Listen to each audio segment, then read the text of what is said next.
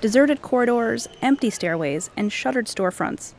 This isn't an abandoned property in the middle of nowhere. This is downtown San Diego, and what's left of Horton Plaza. The mall and the surrounding area have had a reversal of fortunes in recent years. When Horton Plaza was sparkly and new in 1985, the gas lamp district was considered sketchy. The 80s, a couple years after it opened. Roger Scholey covered San Diego growth and development for the Union Tribune for decades. He says that perception factored into the mall's design. The way it was designed in 85 was it was sort of a fortress, mainly because the property around it, the blocks around that, were not all that safe at the time. It was designed that way as limited access. Now that's a disadvantage to Horton Plaza. Since 1985, San Diego's gas lamp district has been revitalized, blossoming into a tourist destination instead of a place to be avoided, while Horton Plaza has become a shell of what it once was. Westfield is the company that owns and operates Horton, and if it's a neglectful parent to its downtown property, it dotes on UTC. Westfield's sister venture in La Jolla is on the tail end of a complete makeover.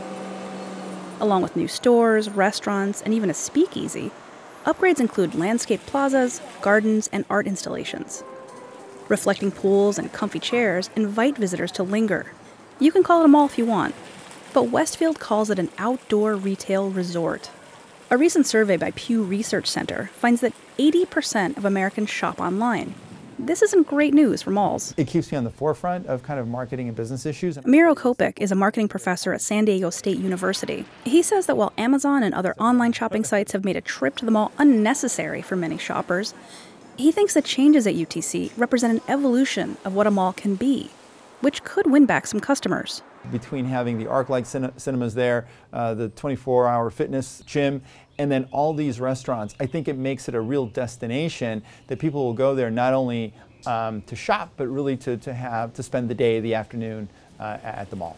The evolution of UTC took some imagination and lots of money. Westfield says renovations are expected to cost $600 million. The Horton Plaza was supposed to get a makeover too, or that's the allegation anyway, in a lawsuit filed by Jimbo's Naturally. Jimbo's is an organic grocery store tucked into the west side of the mall off First Avenue.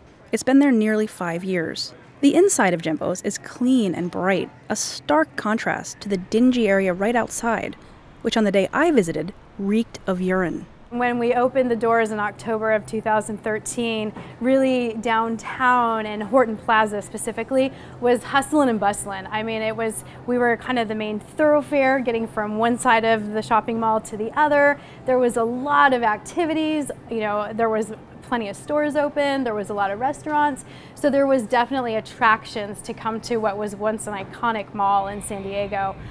So over time, we've started to see shops closing, leases not being renewed, and all of a sudden you have these empty storefronts, which kind of sends a message of there's nothing here for you. So we have seen it affect our business tremendously. That's Kelly Hartford. She's the marketing director for Jimbo's. I love it. She says Jimbo's is suing because they say Horton Plaza didn't uphold their agreement, which was to keep up a first-class business operation. The complaint filed last month states Westfield indicated to Jimbo's that it was looking to attract other high-end retailers like Jimbo's and would spend up to $400 million to renovate Horton Plaza. That didn't happen. And then they left. Roger Scholey says the exodus of tenants from Horton Plaza probably wasn't a completely organic process. Some of them went willingly because their business wasn't very good. Other ones probably went because they were kicked out. And you'd say, why would you kick out a perfectly good tenant now? And the answer is because if they were selling the property, ironically, it's a better deal for the buyer because the buyer doesn't have Westfield doesn't have to buy out the lease to bring somebody else in. Westfield isn't talking, but the San Diego Union Tribune reports a sale of Horton Plaza is pending, and that the location may be used for office space and amenities for high-tech tenants. Scholey points out there's lots of unoccupied storefronts in downtown. I think people who live downtown must be a little frustrated about they can't buy the simplest thing in downtown. They have to go to Mission Valley to do it. That sounds like this could be an opportunity for investors willing to take a chance on retail spaces serving San Diego's downtown residents. Neiko Will, KPBS News.